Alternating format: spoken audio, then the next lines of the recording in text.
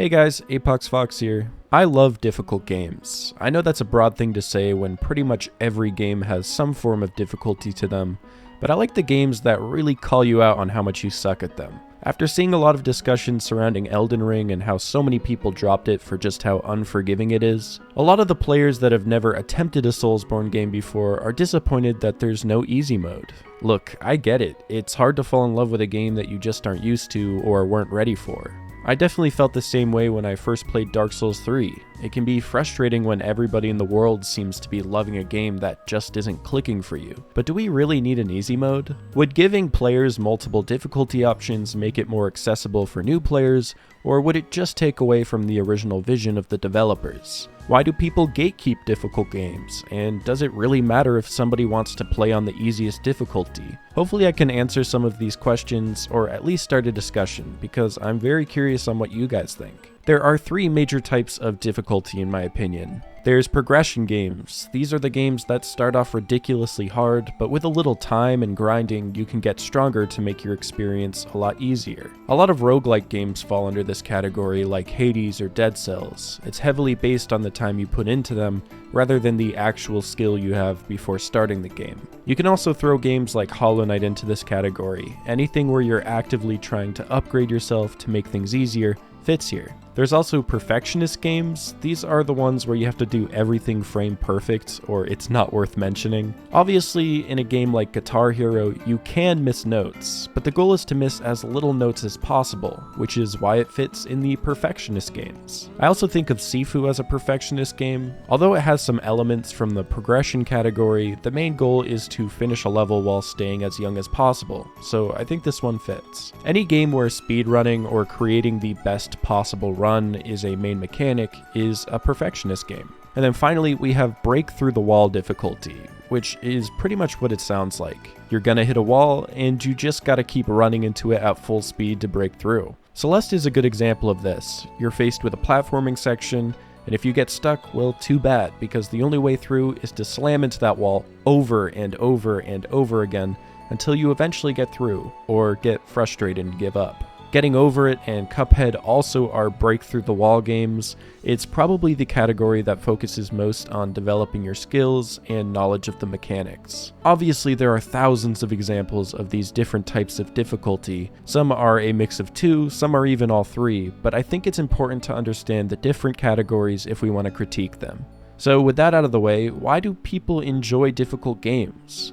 I mean, to be honest, the answer is pretty obvious. The feeling of beating a difficult boss after losing 100 times is pretty unmatched. But I also think there's something deeper to it. For example, nothing feels better than bragging about being good at video games. It's kind of the whole appeal of the battle royale genre, or anything competitive multiplayer for that matter. Being on the winning team is great, especially when the odds aren't in your favor. Say what you want about Fortnite, but they kinda nailed it with this one. Going against 100 players and coming out on top feels awesome, even if you take 300 tries to get there. There's also the feeling of proving to yourself that if you try hard enough, you can accomplish things that at first seemed impossible. Dark Souls is the easiest example of this. Coming across a new boss is extremely overwhelming. There are so many attacks to memorize, and you gotta figure out how to time your dodging and where to find openings. I never enter a boss fight expecting to win my first try, but that's what makes the difficulty of Dark Souls so appealing. You go into the fight feeling like a mouse, and you leave feeling like a king. But why doesn't a game like Dark Souls have an easy mode?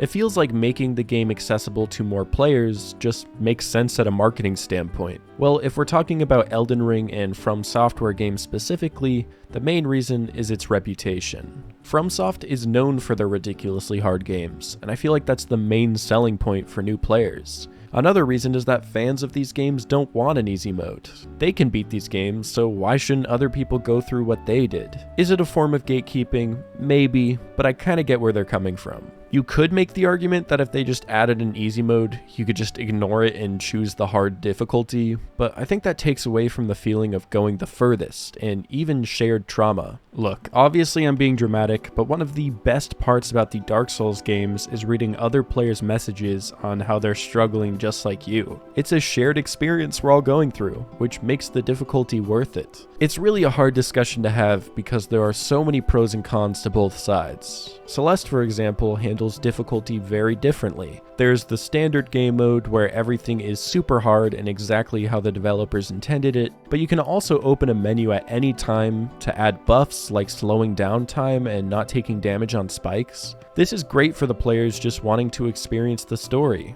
or others who might be new to video games, or people who may have disabilities. I'm pretty sure most people are fans of this idea too. Crosscode does something similar with its puzzle solving and using sliders to make things easier, and pretty much everyone I know who has played the game has messed around with these settings once or twice. But how about games that have like 6 different difficulty settings before you start? How do you know which option is going to give you the best experience? I think it's kind of dumb when a game has so many difficulties, but the only thing that changes is how much damage you do with your attacks or how easy it is for you to die. I think Devil May Cry 5 has a really cool workaround for its difficulties. Each different setting makes the bosses and enemies faster or slower, sometimes adding more attacks to their movesets and making replayability feel fresh every single time you play the game. Same goes for Doom Eternal. Raising the difficulty will overwhelm you with more and more enemies, making an easy mode playthrough much different than an ultra nightmare playthrough.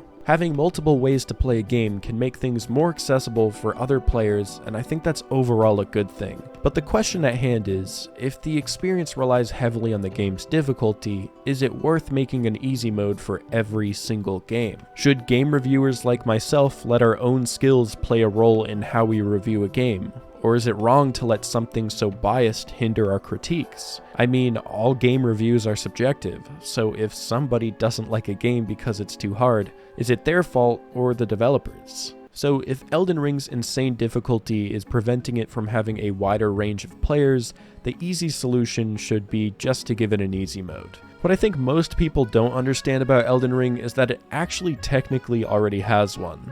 Using summons and working towards finding better gear and making yourself stronger will make the game easier.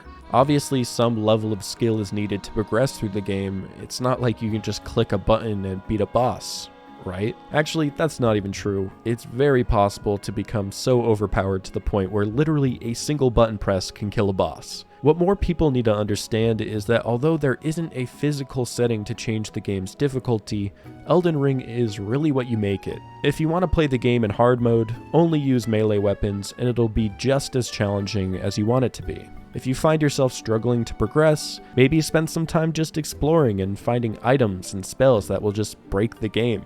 What I think Elden Ring does better than past Soulsborne games is that it's not just a linear experience with only a couple ways to progress, but instead it actually utilizes all of the different difficulty types we talked about before. Think about it. You can play Elden Ring like a progressionist game. If you feel stuck, you can always grind to make yourself stronger, or you can spend your time learning enemy movesets and how to master all of the game's insane number of mechanics. If you wanted, Elden Ring could easily be a break-through-the-wall game, and I think most people like to play it that way. So to answer the question, does Elden Ring need an easy mode? No, in fact, games that handle difficulty in this way only help to include more players with different playstyles.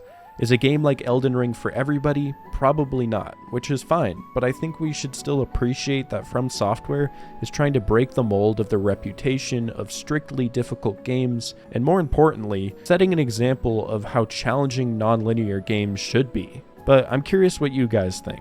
Obviously, this is just my opinion, and I'm just some guy on the internet, so don't take my ideas as fact, but I'd love to start more discussion around difficult games, so let me know what you guys think down below. That's about it for me. Make sure to subscribe to my channel if you haven't already. Anyways, keep on gaming to the fullest, and I'll catch you next time. Peace.